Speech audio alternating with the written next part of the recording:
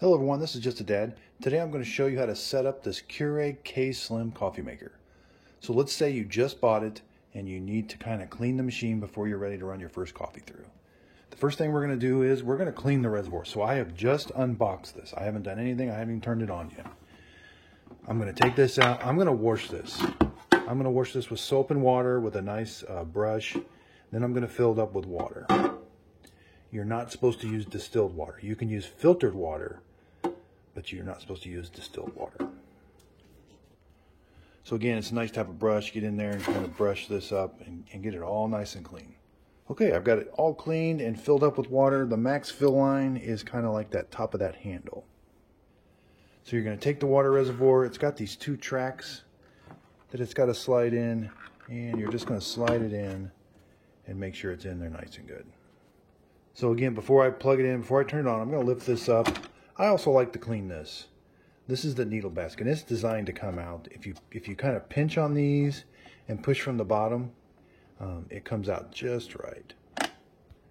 So again, you can push on the bottom and pinch those ears and it'll come out. There's nothing on the bottom that's going to pinch or anything. That needle is down inside the basket.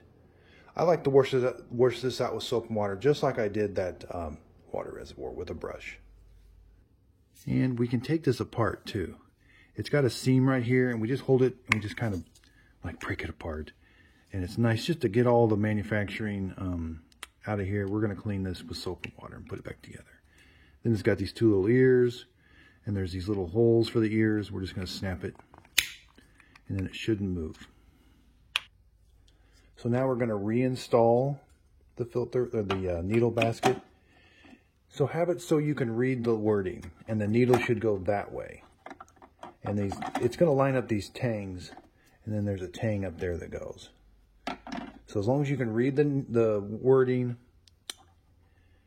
we're just going to, it will just make sure it just snaps in there nice and flush. And when you close the handle, you're not having to force it. Now my machine is ready to go. It's cleaned. I'm going to run some fresh water through it. So I'm going to come over here. I'm going to plug it in.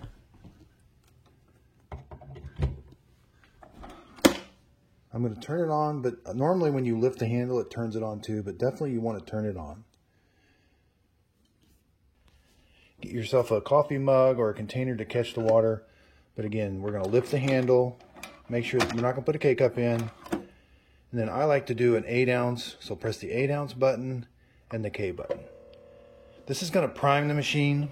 You may not get much water out the first time because there's a pump and a tank inside here that kind of has to get primed because it was shipped without water.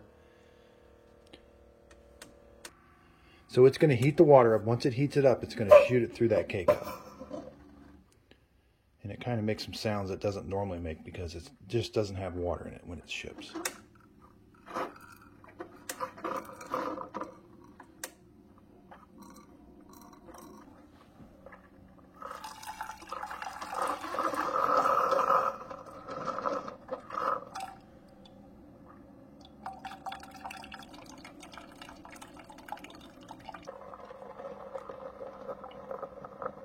Okay, so we got about 8 ounces of water through it. I'm going to go ahead and do another 8 ounce water through it just because I like to get it nice and clean. The instructions say you don't have to do that, but I'm going to lift the handle and you can see how it kind of cleans this out with hot water and steam. Then I'm just going to do one more 8 ounce and then the machine will be ready to go. So it's good to do these freshwater rinses after a tea, or if somebody's going to brew a coffee after a tea, or vice versa. You do get some residual taste in that in that needle basket. So these are called freshwater rinses. These are a really good idea just to do once in a while. You'd be surprised of the you'll see coffee grounds in here and everything. So these are just a good idea to do them. Check out my next video. I'm going to do a detailed video on this machine on how to use it. I'm also going to show you how to make a cup of coffee. I'm going to show you if the descale light comes on. I'm going to do I'm going to descale it because you're going to want to keep up on that if your coffee's not tasting the best or it's not heating up properly.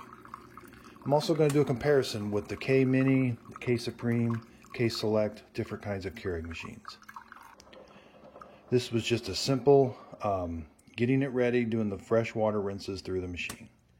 Thanks everybody for your support. If you could, please like and subscribe.